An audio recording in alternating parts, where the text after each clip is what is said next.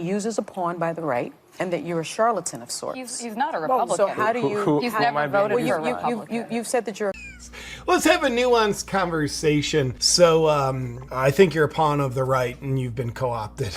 Welcome back to the JP Reacts channel, my beautiful freedom-loving friend, where we like to call out the lies, hypocrisy, corruption of tyrants and Satan, shine the light of awareness on woke absurdities, and highlight the amazing work of other freedom fighters. New freedom fighter on the map, Coleman Hughes. Now, you and I might realize that in woke, leftist, degenerate, communist culture, they're trying to divide us at all costs, and they're using race as one of those dividing mechanisms. Let's make everything about race, while saying we're trying to create racial unity. We'll stop making everything about race so we can have racial unity. So Coleman Hughes, he's written a book called The End of Race Politics. Something noteworthy is he's a black man, so I think he's got a unique perspective to be able to say, like, hey, let's stop making everything about race. You know, I'm a minority, so listen to me. And they're like, we don't want to listen to minorities when they don't say what we want them to say. Now, I apologize, The View. I know, like, really scholarly forum there, isn't it? So he went on The View, and The View, it is just a poop show of, I think, Joe Rogan recently called it rabies in the henhouse. But it is masterful as watching how the useful idiots on The View try to discredit Coleman Hughes with his very logical perspectives. They tried to discredit him by assassinating his character right away, saying he's co-opted by the right, and how he just calmly converses with this craziness and brings things back to the argument. It's just a really masterful way. In fact, clips of him on The View have just gone really viral because of how well he handled the craziness and just kind of kept his eyes on the North Star of his logical points on why we need to stop making everything about race. You'll see the first useful idiot to talk, Whoopi Goldberg. You'll recognize her because she has the world's most righteous mullet. First question that I should ask you to do. That's a mullet, okay? Let's just get that. Is explain to folks what you mean by this. Arguments for a colorblind America. What do you mean when you say that? So a lot of people equate colorblindness to I don't see race or to pretending not to see race. I think that's a big mistake. Woke culture, I don't see colors. Yeah, you do. Like, how can you not see colors? I don't see colors because, like, I just see everybody. No, to make everything about race, you obviously see colors, and you're a human, you can see colors. Okay, so Coleman Hughes, based voice of reason. Let's not pretend we're colorblind. We all see race, right? And we're all capable of being racially biased, so we should all be self-aware to that possibility. My argument is not for that. My argument is that we should try our very best to treat people without regard to race, both in our personal lives and our public policy. Of course. And the reason I wrote this book, thank you.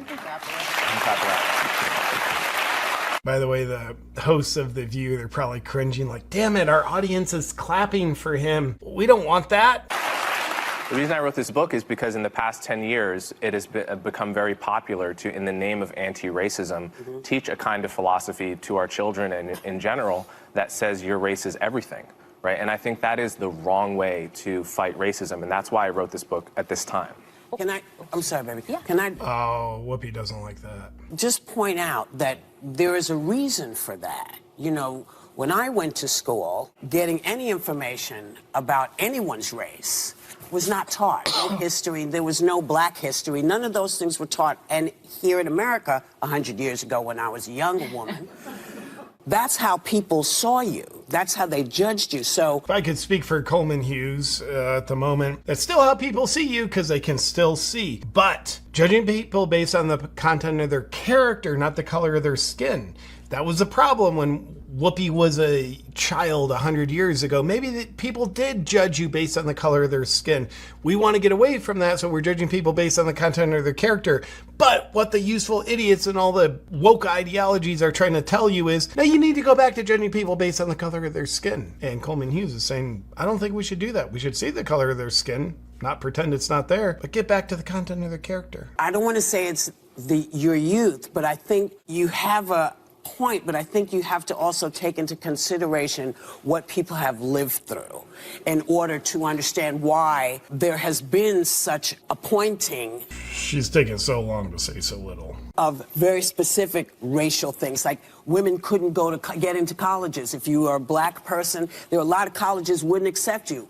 Trying to equal the playing field. I think that's what a lot of folks have been trying to do. I'm sorry, I didn't mean to cut you off. I think that's your experience, and that's valid. You know, as a counterpoint, when I was in 5th grade, we all watched Roots together. Yeah. In public school. Yeah. So these are different experiences. I think it's also different generations. It's different parts of the country, right? We have very different cultures all living together in one country. So I'm not going to deny that. But I view this notion of a colorblind society similar to the idea of a peaceful society, which is to say it's an ideal, it's a North Star. And the point is not that we're ever going to get there, we're not going to touch it, but we have to know when we're going forward and when we're going backwards. And we're going backwards when we're doing woke kindergarten in San Francisco. You know, you didn't hear about this story? No, but wait, because I want to get to the part of the book. Okay, you believe that public policies that address socioeconomic differences would be better at benefiting disadvantaged groups. By the way, this white lady is talking over a black man who wanted to tell a story about woke kindergarten in San Francisco. Maybe she should check herself. We'll get back to the reptilian brain versus the intelligent brain conversation in just a second. But first, how would you like to work hard to save money only to have your money lose value? Old financial advice that I don't subscribe to anymore is earn money and save your money. Because unfortunately, our money loses value every year due to inflation. In fact, the dollar has lost 98% of its value relative to gold. But what if you could earn income in gold, which can't get inflated away, instead of dollars? Monetary Metals does just that. They offer the ability to earn income in gold, growing your total ounces over time by leasing or loaning your gold to qualified gold-using businesses. Here's how to get started. Visit monetary-metals.com/JPReacts, where you can open an account in less than 15 minutes. If you choose to, you can opt out of the dollar, central bankers, fiat currency, the corrupt financial system, and get on your own personal gold standard with Monetary Metals. It's an honest return on honest money, the way it's supposed to be. Earn 2 to 5% annually on your gold while supporting qualified businesses in the gold industry. Visit monetary-metals.com/JPReacts for more information or to get started opening your account. Back to the show. And that race-based policies often hurt the very people they're trying to help. What are some examples of policies that would be better at reducing racial disparities? So my overall argument is that class, socioeconomics, is a better proxy for disadvantage. We all want to help the disadvantaged, and the question is, how do we identify them, right? The default right now in a lot of areas of policy is to use black and Hispanic identity as a proxy for disadvantage. Which is kind of racist, saying if you're black or Hispanic, you're in a low class of people. But I like his perspective about, for the disadvantaged, identify them based on socioeconomic class, not the color of their skin. We don't need to assume all white people are rich, all black people are poor. We can actually base their socioeconomic status not on the color of their skin, but on their socioeconomic status. The argument is that you actually get a better picture of who needs help by looking at socioeconomics and income. That picks out people in a more accurate way. And damn it, we didn't have the applause sign on. Why are you guys clapping? That's not that's logical, but that's not going along with our agenda. DI. Not my question, but when you say that socioeconomics picks out people in a better way than race, when you do look at the socioeconomics, you see the huge disparity between white households and black households. You see the huge disparity between white households and Hispanic households. So your argument, and I've read your book twice because I wanted to get... Dude, I like her finger pointing. Very authoritative. Broken hand. I wonder what she did. Probably punching the mirror. Oh, that's me. Give it a chance. Your argument that race has no place in that equation is really fundamentally flawed, in my opinion. Well, there's two separate questions. One is whether each racial group is socioeconomically the same. That I agree with you. They're not. Yeah, Of they're course. not, and the The stats question show is- that. But of course, I agree with that fully. The question is, how do you address that in the way that actually targets poverty the best? Great. And what Martin Luther King wrote in his book Why We Can't Wait is he called it, we need a Bill of Rights for the disadvantaged. And he said, yes, we should address racial inequality. Yes, we should address the legacy of slavery. But the way to do that is on the basis of class. And that will disproportionately target blacks and Hispanics because they're disproportionately poor. But it will be doing so in a way that also helps the white poor, in a way that addresses poverty as the thing to be addressed. That part is true. Keep in mind, this lady, Sunny Houston, her name, she also recently went viral. A clip of her saying that the recent eclipse was caused by climate change. Just so you know, that's who we're dealing with here. But as you are a student of Dr. King, I'm not only a student of Dr. King, I know his daughter, Bernice, right? What a power play there. Like, instead of me having intellectual knowledge, let me just imply that I have more intellectual knowledge than you from his teachings. So I'm going to get to my question. Go ahead, go right ahead. I think the premise is fundamentally flawed. You claim that color blindness was the goal of the civil rights movement, based upon Dr. King's I Have a Dream speech, content of character versus... By the way, look how often she's looking at her note cards. Like, this is just like how hard she's trying to be combative. She's already written, here's my combative script. Like, she can't function from her brain having a nuanced conversation based on the logic of the moment. She has to pull it back. Here's my pre-framed combative script. You're not going along with our narrative, so here's what I have to keep looking at. I learned this from Joe Biden.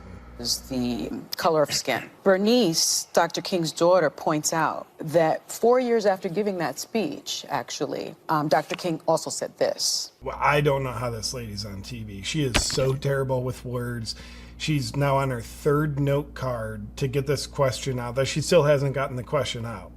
But plenty of finger pointing. A society that has done something special against the Negro for hundreds of years must now do something special for Negroes. He also said in 1968, it was about less than a week before he was assassinated, this country never stops to realize that they owe a people kept in slavery for 244 years. So rather than class, he did write about that earlier on. Right before his death, he made the argument for racial equality and racial reparations. And so your argument for color blindness, I He didn't say reparations. think, is something that the right has co-opted. And so many in the black community, So now she's just accused him of being co-opted by the right. if I'm being honest with you, because I want to be, I don't think she's an honest person. being used as a pawn by the right, and that you're a charlatan of sorts. He's not a Republican. So how do you... He's who am I never being voted used for by? a Republican. You've said that you're a... Let's have a nuanced conversation. So I think you're a pawn of the right and you've been co-opted. Just like trying to bring it to this like emotional hysteria level, but watch how well he handles it. conservative. No, no. No, you did. You actually said that in the podcast that you did 2 weeks ago. I said I was a conservative. not- Yes, He's not. yes, you did. So, but my If you're question to familiar you, with him, he's not a my question to No, he says he's an independent, and if you look at his voting history, he's voted for Joe Biden and Hillary Clinton. He claims to be independent. That's what he said, but what she says he said is probably more accurate because she's using her authoritative finger on a broken hand, which kind of means potentially lack of integrity. you is, how do you respond to those critics? Okay, that let's give him believe- let him You're the answer critic. that. First thing I think it's very important. The quote that you just pointed out about doing something special for the Negro. That's Yes. from the book Why We Can't Wait that I just mentioned. Yes. A couple paragraphs later, he lays out exactly what that something special was. Yes. And it was the Bill of Rights for the Disadvantaged, a broad class-based policy. He also says okay? you must include race.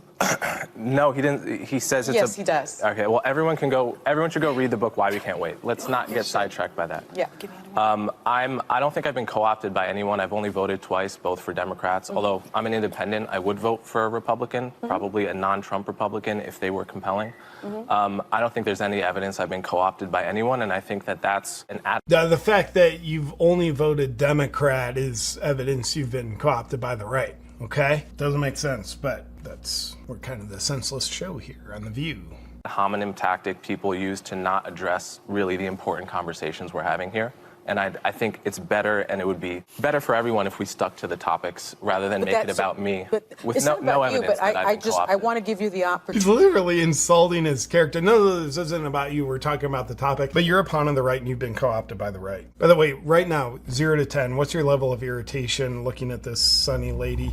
I'm an 8 out of 10, and I apologize. That's all faults of my character. What are you? Leave a comment below. Because you write that the anti-racism movement, just another form of racism, and you even say it has a lot in common with white supremacy. How can you compare those two things? I compare about them because- anti-racism, you're comparing it to white supremacy.